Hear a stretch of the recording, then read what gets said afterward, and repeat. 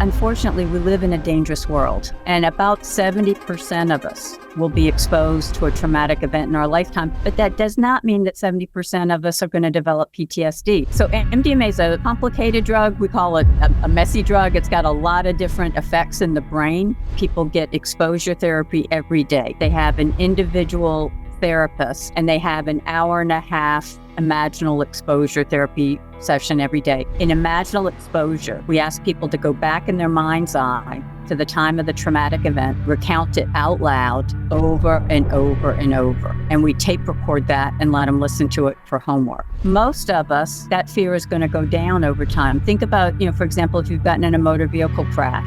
When something important happens to us, and that includes traumatic, we need to emotionally process it. When we lose someone we love, there's really no way to the other side except through the pain. Military folks are they're trained to avoid it. You don't want someone to have a big emotional response in a combat zone. You want people to do what they're trained to do. But at some point, you need to process it and be a human and put it all back together. For the people who end up with PTSD, that they haven't done that. They've avoided it for various reasons. And then that's where it festers and it can haunt them.